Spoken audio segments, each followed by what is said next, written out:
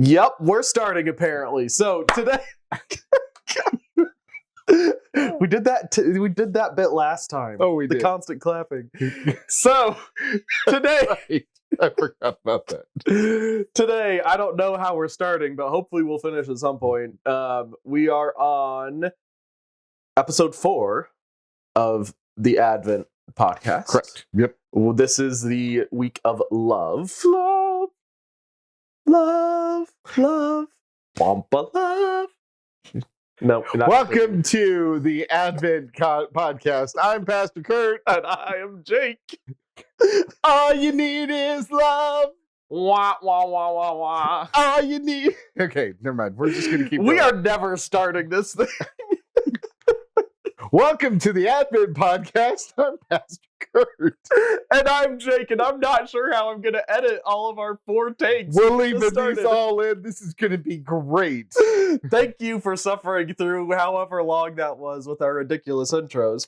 So, this week is the week of love, and we're also talking about the best and worst parts of I can post myself.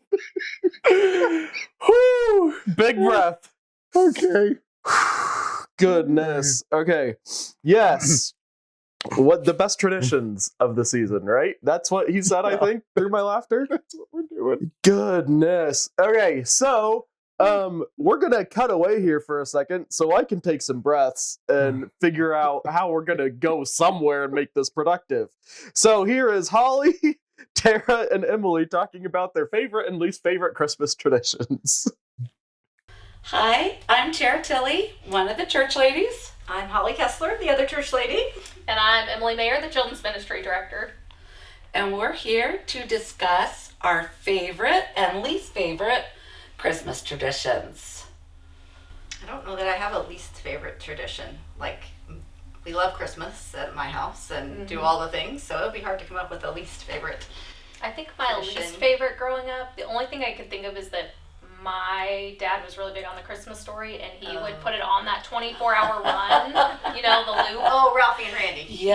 Yes. And so that for me now is like a no. That sounds like my girls. They Yeah. have no interest in watching that movie. I used to love it, but I think just after you do that every year, and now I'm just like over it. I don't know. Yeah, I saw that in the theater. I remember that in the theater. How old am I? I lived in Arthur. We didn't have a theater, so had we, Yeah. maybe I would have. Maybe. One of my favorite traditions, I think, is like we collect Hallmark Christmas ornaments. My mom got us one every year, and so then she started that with my kids, and I've started it, and we have a gazillion Hallmark Christmas ornaments, which is fun to get those out and like, Yeah. you know, Remember where you were. Yeah, and Yeah. look at the years and what everybody went through, and you know, that's kind of fun. Because I too collect Hallmark ornaments, so I remember when you were moving and you're like, I'm like, I can appreciate a Hallmark order. I will put that away. Well, yeah, because somebody's like, don't you just get those ornament boxes? No, I have every box that every ornament came in, and we repack them in the same boxes. I have notes with dates and Is there something specific? Like, what do they look like? Just like a normal, I don't know what the Do you not Hallmark. go to the Hallmark store? Not very often. Like- Okay, so our favorite tradition is the Hallmark store. Okay. My great aunt, when I was 1984 might have been the first house Hallmark ornament, might have been 83. But she and my Uncle Niall were the pharmacy owners, so the pharmacy had the Hallmark ornaments, and every year she got me this little house. I now have, 83 to 2024, I have all those houses. So all of They them do are a like lot a of- house? All those are Well, houses. no, they have all kinds of Oh. things, but they do like But you series, want like them. collector series. Like Okay. I had rocking horses that went for like 20 years or something. Like they put a different one out each year, so you should check it out. And I'd always get my mom a Feliz Navidad one because that was our favorite song. So that's a tradition. Singing Christmas songs in the car, going Christmas shopping. Yeah, all the things. See, we collect Disney ornaments. So each of our trips, Yes. we go to Well, yeah, the so- Christmas store at Disney, and we get a new ornament. Yeah. Like that. Yeah, Christmas ornaments are good for souvenirs, like, oh, this was from our trip. Yeah, yeah. Do you guys go anywhere but Disney? Not if she can help it. No. Jake So, says you have I have to Disney take a break trees. from Disney stuff, so Yeah. Sorry. but yeah, ours I think is like decorating the tree. We always decorate the tree together. We always watch Elf usually when we're decorating our tree. Can you believe that's a tradition already? Like, that seems like I know. that came out yesterday. Yeah. Saw that in the theater too. Oh. Yeah, Elf, Christmas Vacation. We always watch Christmas Vacation on Thanksgiving night to kind of, kick off. Yeah, gotta holiday kick off the season. Mhm. Yeah. I don't know about I these. think. I mean, I grew up doing Christmas candy with my mom, but Oh, like yeah. now, I don't know. I just have never really started that with the kids. But also, it takes a lot of time to make all the Yeah. Christmas candy and prep it. And Yes, we have done it, but I wouldn't say it's a tradition. We have some of Yeah. my grandma's recipes, and so my girls do like to do that, make the Mhm. Christmas candy that she always makes, and cookies and that kind of stuff. I don't know about least favorite traditions.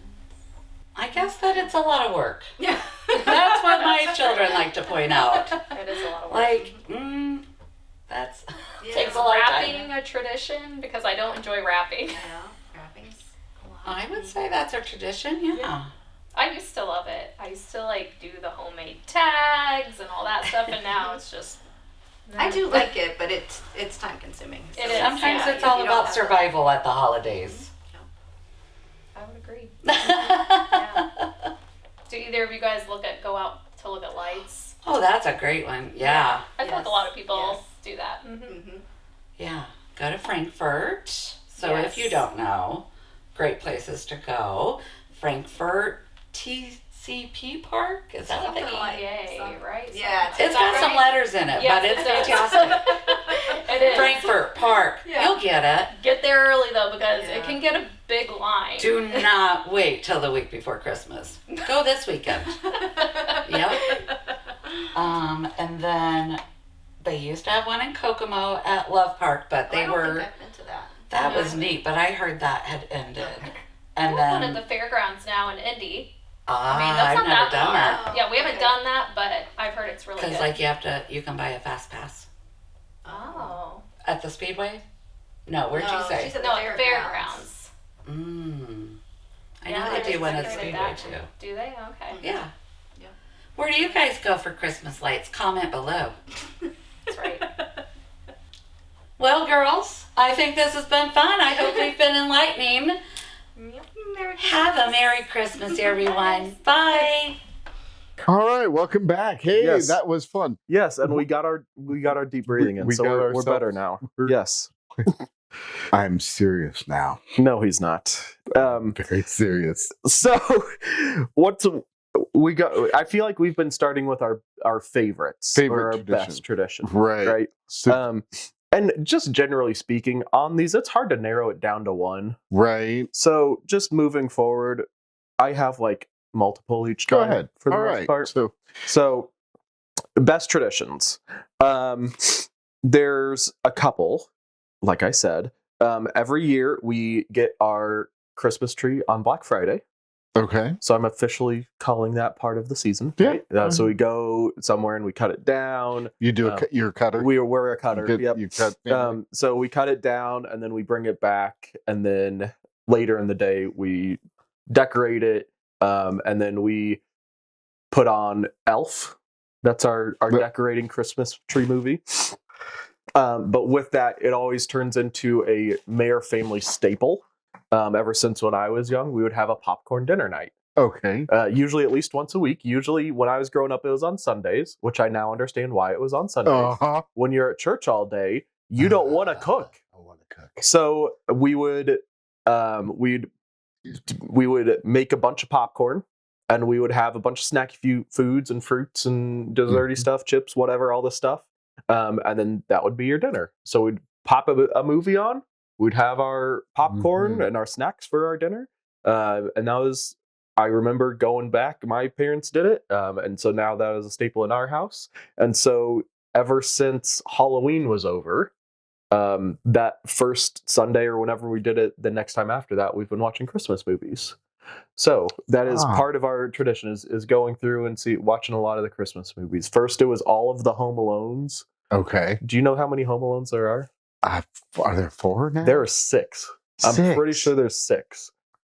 Yeah. The first 2 are the only ones worth watching. But they're all more or less the same. But the first 2 are the best ones, obviously. Yeah. But yeah, there are several. And then we've just been steadily watching. Have you ever watched Cinematherapy? I don't know. Cinematherapy is a movie producer and a therapist who are good friends, and they go through movies and talk about what was good cinematically about it, but also healthy relationally. Oh, that's cool. And they have one on Home Alone. Really? That's awesome. Yeah, I haven't watched that one yet, but they're one on Hocus Pocus. Oh gosh. It's a riot. I mean, it's just a riot. But some of them are just like when they did Inside Out. Oh yeah. Oh my gosh. Absolutely tear you up. I will try to find the link to those. I highly recommend Cinematherapy. Put it in the link or in the comments. Excellent. Yeah. It's very good. Very good. Yeah, I had my 3 best, and they were all kind of tied together. So okay. So all around the decorating the tree and the popcorn and the movies. I'm going to count that as one. Yeah. That's just one. I have it listed as because 3, but they all meld together. It is a tradition cluster. Yes. Right? Yes. A tree cluster. Of so we also decorate there starting on the day after Thanksgiving. We don't start decorating. We've had our Christmas Donald Duck in our house since November. The tree goes up. Okay. Because with my allergies, we don't. Our fake tree is also already up. That is Emily, not me. Not me. If it was me, it would be up after Thanksgiving. So we get the artificial trees. We have one upstairs, one downstairs, one with our ornaments, one with the kids, because the kids all get one. But so before you go into your best, I want people to in the comments, do you decorate for Christmas before or after Thanksgiving? Because I feel like that is a highly contested debate. That's technically you're not supposed to until Christmas Eve. That's the old tradition. Yeah. Because Christmas season didn't start until then. Right. But sorry. So yeah, we also decorate then, and one of the things we do is every year the kids get an ornament. Mm-hmm. And my parents would buy them ornaments, but we make sure we get them on. A lot of times it's something made by family, whether it's Elizabeth or her mom. It was her grandmother would give an ornament every year that she had made out of those plastic. It was like a netting that you would sew together. I don't know what it was called, but she would make this craft every year and hide a check in it. I loved it. It was one of my favorite Christmas ornaments every year. It was a beautiful gift. It's awesome. But so my favorite tradition, growing up, we would, as soon as school was out, because my parents were teachers, we would go downtown Indianapolis and we would see the circle lit up, and you would see those store windows that had all these Christmas scenes in them. It was amazing. It doesn't happen anymore. But we would go to the tea room in blocks downtown Indianapolis. My grandmother would take us, and then my siblings and I would stay up as late as we could. We would pretend to be asleep. Yeah, right. And then we would sneak down and almost catch the house on fire. But that was that time together. And we would have Christmas Eve service, and it was always just beautiful and magical. And I know we're not doing an 11 o'clock service. If you want an 11 o'clock service, Grace is doing that. Grace United Methodist. Grace United Methodist. They're like, hey, we know that's hard for a lot of churches. We're going to do it this year. I have a feeling we're going to round robin it. I don't know. I think that's a great, or they're going to do it every year. I don't know. But, for our staff, for me, my health, 11 o'clock, just not getting home until, because by the time we clean up and everything, Yeah. I'm not getting home till 1:30. Right. So we do earlier, but that service was just that magical. That whole Christmas Eve night was just is my favorite tradition. We've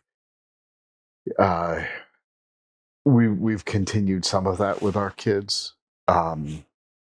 We don't go out to eat, but we do something special on Christmas Eve. And I had a member 2 churches ago who, because of the Christmas schedule for church staff, he would smoke a turkey for everybody in his family, but he would smoke an extra one for each of the church staff. Oh man, that's amazing. It was amazing. And then another one was like, you're here until midnight or 1:00. She made cinnamon rolls for all the church staff. That's awesome. To take home and just pop in the oven the next morning. Right. So I mean, it's stuff like that. So we would do that. Those part of the traditions are beautiful. Right. So I agree. Yeah. What's the flip side of that? What are the not so beautiful traditions? Not so beautiful traditions. These aren't any that I've experienced, but so there was I'm going to give you 3. I'm going to see if you can figure out which one's real. This is going to be great. 2 truths and a lie. Yeah. Torching the pagans, where they would go out afterward, and the Christians would find, the local person they didn't like. They would declare them to be a pagan, and they would wrap them in cloth, light them, and watch them run through the forest. And a little bit great different interpretation on the Christmas tree lights, right? Yep. Yeah, that and the person in swaddling cloths. Right. Yeah. Right. So the second one is snow dunking witches, which you find the witch, which was really just normally a woman who was crazy. No, who was not conforming to what crazy. You thought. Yeah, who was not crazy. Who actually had some agency and power. Yeah. Maybe being the local healer, right? Often, and dunking their face into the snow as kids would do as a prank. The third option is Black Pete, which is a history tradition out of the Netherlands, following slavery, where the servant of Santa would go out and help and would punish people who who did. Which one is the real one? The third one. Yeah, it's Black Pete. Yes. That is the stupid, and that they still do it because people were you Googling while No. I was like, I have a reason why I know what that is. You knew about Black Pete? Yes. Yeah. So I'm a huge fan of The Office. Okay. And there is an Office episode where they do Dwight his Christmas, and it's a Pennsylvania Dutch Christmas. And so in that, there's a storyline of Black Pete. And in the original, when it first aired, they had somebody arrive in blackface. But now, in all of the streaming places, they have taken that scene out. Right. And understandably so. Yeah. But that is how I know. So that episode will also be linked in the comments if I can find it. Yeah. So Black Pete it's a tradition that many people around the world have tried to get Netherlands to stop. Yeah. So anyway, I just was having fun to see if right. Anyway, sort of like the pagan torching. Yes, that sounded like fun. Right. Torch the pagans. And you've got to be honest, my friends. You could see any one of those 3 being a possibility with our church history. Yeah, I believe that. Yeah. But another one that I don't like is Krampus. Yeah. That one. Yeah, that's. Although some of the things they've done in movies, have you seen Red One? I have not yet. Oh. That's on my list to watch this year. I know you're a fan of that one. It is. It was good. I liked it. Krampus, isn't it? I'll say no more. Go okay. So worst traditions for me, they aren't necessarily worst. One of them is just generally the aftermath of Christmas. And it is more so the cleaning. Yeah. So like for us, we've got our kids, and especially when they were younger, we would hit up several Christmases on Christmas Day. And there was one year we did 5 Christmases on one day, and then we were like, never again. And so then we did 4 Christmases on a day for several years. But anyway, we would like open presents at our house, and we'd leave the mess, and then we'd go hop in all these other places. And at the end of the day, you're tired, you're exhausted, you come back, and there's still the remnants of your first Christmas all there everywhere. And it's just getting everything picked up over the next several days. Emily does not like clutter, so it like freaks her out, and I'm like, I don't have to work, let's just chill and not do anything. Just that. But also, if you're making food and stuff, all of the preparation, all of the cleaning of the pots and pans and stuff afterwards, all that, it's a natural byproduct of the joy and stuff you get on Christmas, but it's such a pain to deal with also at the same time. Other one, since we are this is going to be the podcast where we have questions below. So we had the do you decorate before or after Thanksgiving? The other one, hotly debated. When you are opening presents, what is your order? Oh. Is it a free-for-all, everybody go at the same time, or is it the one by one? So I am from the family where it is one by one. And Emily, it drives her insane because she's a everybody go when you feel like it kind of person. Right. And so when you, especially going back to my grandparents, when there was like 15 people there, if you're going one by one, it takes a long time. Yeah. But you get to see what everybody gets, and you get to have the conversations and the laughter about what the gifts are. Down. Right. Yeah. And it makes it really about the relationship, not about the stuff. Right. Yeah. But I also see, okay, if you everybody goes at the same time, then that gives you more time to just hang out and do whatever and talk and stuff. You know, it's you both get, ideally you get the same way. It's just 2 different ways to do it. So what does your family do? One at a time. One at a time. Yeah, that's the way we do sort of a hybrid. I mean, one of the kids will pass out the gifts, and it'll be, we're just talking. We have de-emphasized a lot of gifts. We, when our kids were little, my parents would get them a ton of stuff. Yeah. And we would literally need to take totes to carry stuff home. And it was like, that's enough. Get them a couple nice things, and that's it. Right. We don't need a bunch of stuff. Yeah. And so we try to be very intentional about our gifts. So there's not as much to open, but what there is to open is like everybody wants to see what it is. So like Bex got a sword last year for yes, I give my. So I'm gonna pause here because last episode you talked about how your family was like trying to harm each other on Christmas, and then earlier I let it slide when you said as kids you guys were trying to set the house on fire on Christmas Eve, and now you're giving your children swords. What in the world is going on in the Freeman household? Gosh. What do you do at your holidays? We don't try to kill each other. Well, it depends on what kind of conversation we're having, I guess. Once it gets into that political conversation, woo! We're playing piñata with the uncle. Yep. Gosh. Sorry. Oh my gosh. Anyway. I don't know. I mean, it's our family. Yeah. Okay. So, you got Bex a sword. So, but everybody was wanting, Oh, and we got Isaac some. Again, it was stuff that they really wanted. It was, and it was special, and it was everybody wanted to watch those things get opened, and it's good. Yeah, it's neat. Very good. So, like I said, drop in the comments. Yeah, you're a one at a time or a free for all? Yeah, and I can see both, because there have been times when I was at Elizabeth's family.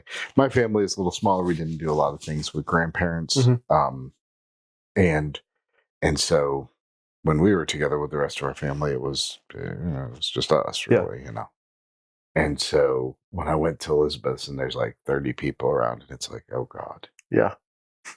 really? Then you have to take a break midway through. So I want to comment on the having to go to multiple places. Mhm. I understand that it's people want Christmas Day, the beauty, the magic, the wonder.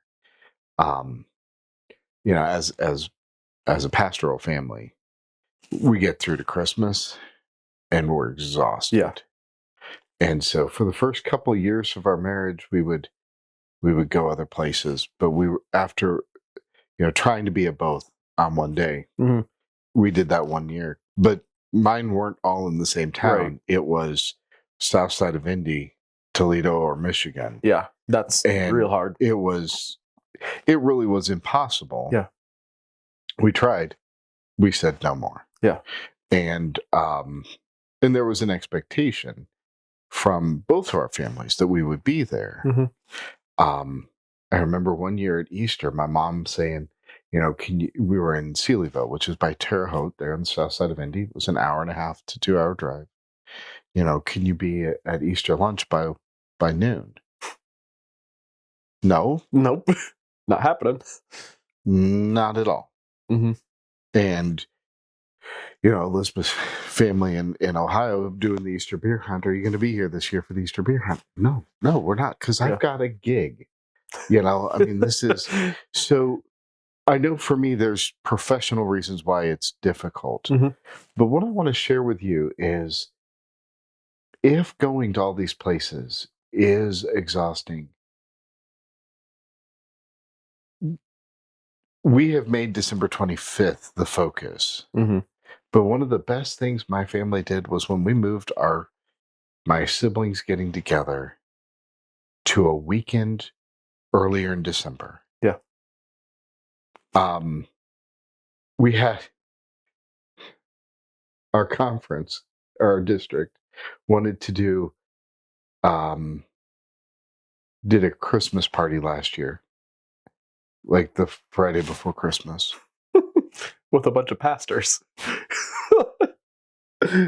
Not great. It was maybe 2 Fridays, but whatever it was, we had, I think it was the day before we had Jubilee. Mm-hmm. And I was like, one, you're serving food. You can't guarantee it's going to be gluten-free. I'm not poisoning myself. Yeah.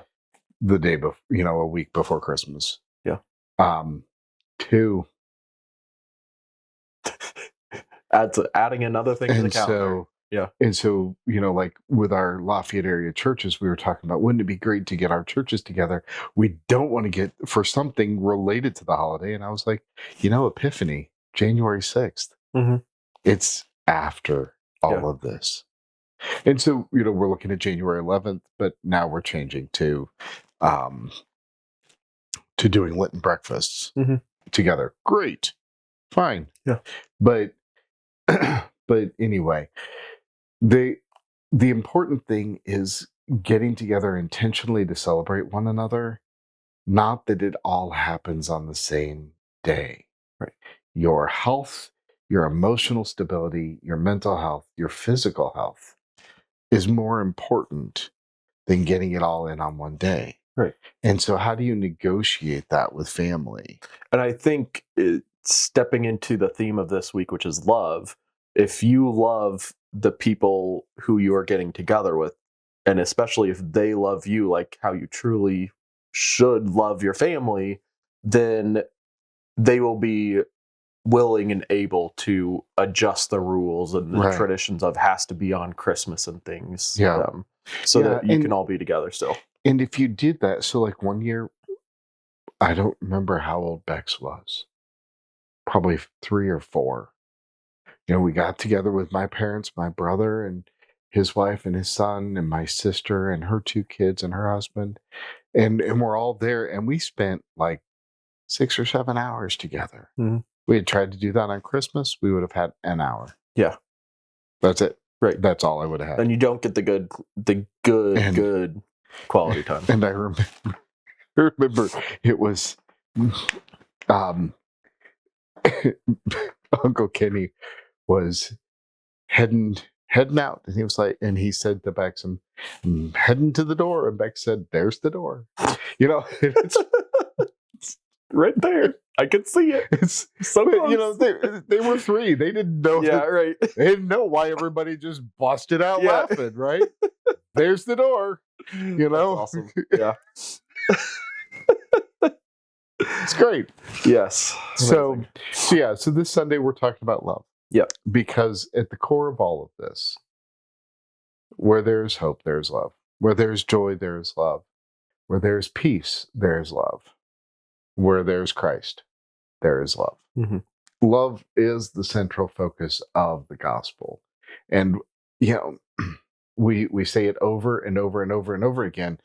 And I feel like a broken record sometimes, but I also look at around us and I see how many people need to be reminded that they are loved. How many people need to be reminded that love does make a difference. Mm-hmm.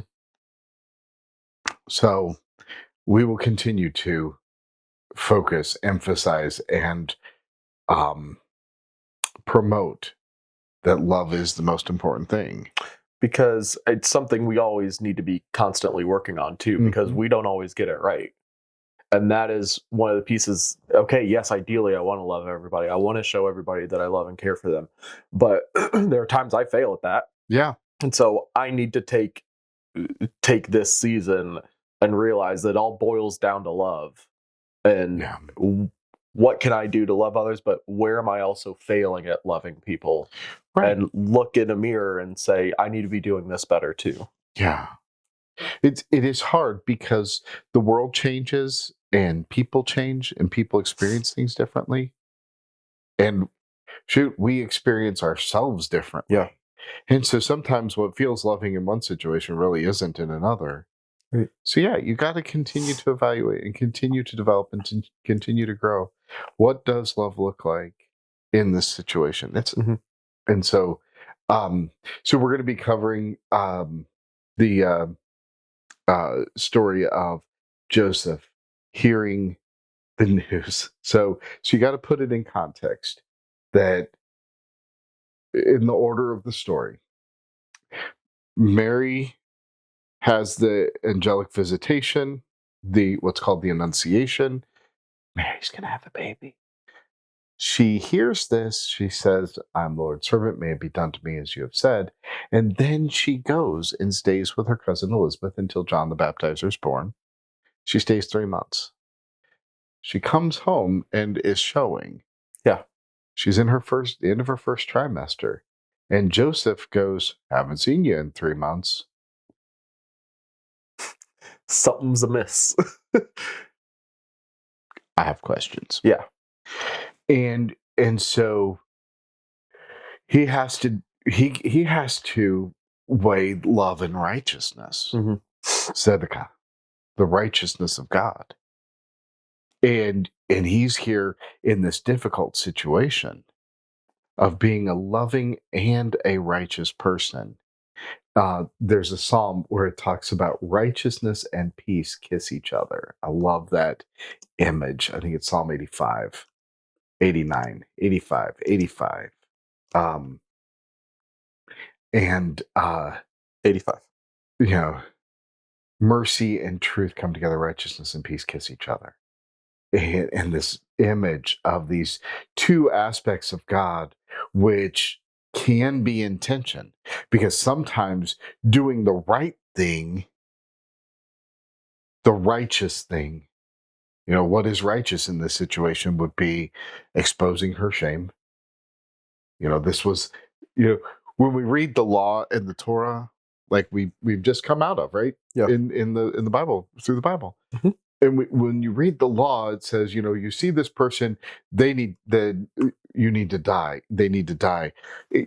How legal codes work?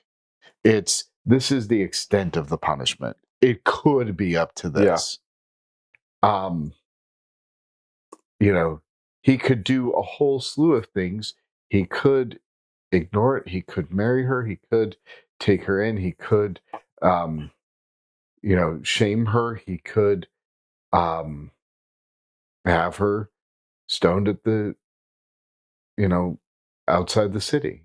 He could do any of those. Righteousness is not just one thing. So what is righteous and loving? And loving God, loving her, and loving himself, right? All three. Love your neighbor as you love yourself. And so he weighs all this, and he determines after prayer, after God intervenes, that the loving thing in this situation is to marry her. And so he does. And it's just, it's profound. What does love look like in your situation? Yeah. Because in that particular situation, given any random two people, it can look one of 100 different ways. But what does love look like here? Right. And I think especially what this story tells us in the biblical context is love perseveres. Right? Yeah. And that is such a foundational building block of our faith that I think it was put in there from the very beginning. That love perseveres. And no matter what happens, if you come from a place of love, you might not get it right every time. I've heard you say it before, but your heart is in the right place. And that is a great place to start. But even if we don't get it right every time, we will at least be headed toward the right direction. Right. Because if you do the right thing without love, you're wrong. Period. By default. Yeah. By default. So yeah. There's a lot of different traditions for Christmas, but the one that I'm most likely going to be focusing on, because I still have a little bit before I can write this sermon, few things to do. When Charles Dickens wrote Christmas Carol, that year, and that book sold out. From next copy, sold out. From next copy, next run. I mean, if you haven't seen The Man Who Invented Christmas, dude. But at the end of it, it says like it mentions that this idea of charity, because one of the lines that often gets left out of theatrical renditions is when Father Christmas has the two children, poverty and ignorance. And these are the children of your society, right? And just, oh my gosh. And what does Scrooge say? Are there not poorhouses? Are there not prisons? Well, many would rather die than go there, sir. Then let them die and thus decrease the surplus population. This lack of charity and grace that was so embedded into the character of Ebenezer Scrooge. And yet the transformation of generosity and help.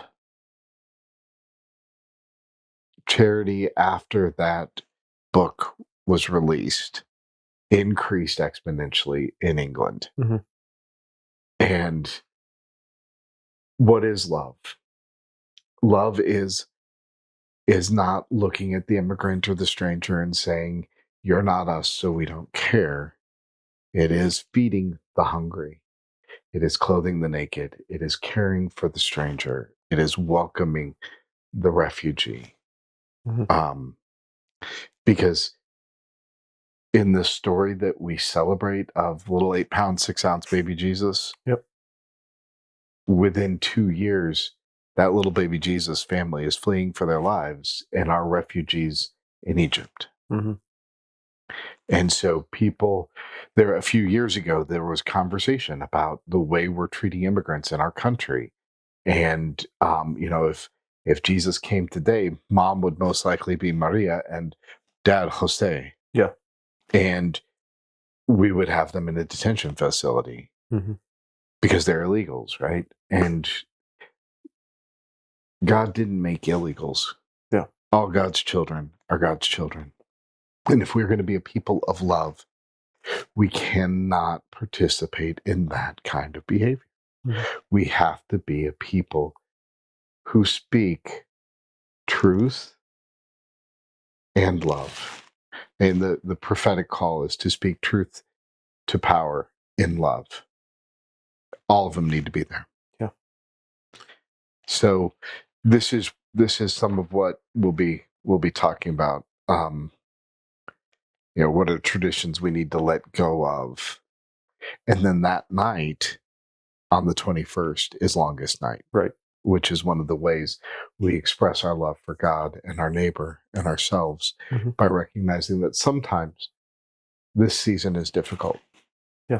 We have talked about in the past moving that to earlier in the season, like doing a blue Christmas instead of a longest night. I still go back and forth, which I want to do, but this year it's longest night. Longest night this year. Yep. 21st. But worship team will decide next year whether we're moving that earlier to help people earlier in the season, right, or if it's there at that end where you're going, oh God, I'm just so done. Yeah. So, and going back to something I said earlier, even if you feel like you're so done, right, there's always love. Love is always there. It's always that building block. Yep. And that's where we start from. Yeah. So I hope you start with love this week. Yeah. And I hope you invite somebody this Sunday. And if you don't come to the longest night service, be praying for the people who are, because they are, most of them are finding a lack of love, I would say. Or just that life is hard. Life is hard. Life is different than what they have traditionally known. Yeah. So, and if you know somebody who would benefit, please invite them to come with you. Bring them with you. Yeah. So go out, share some love this week. God's love with you. Merry Christmas.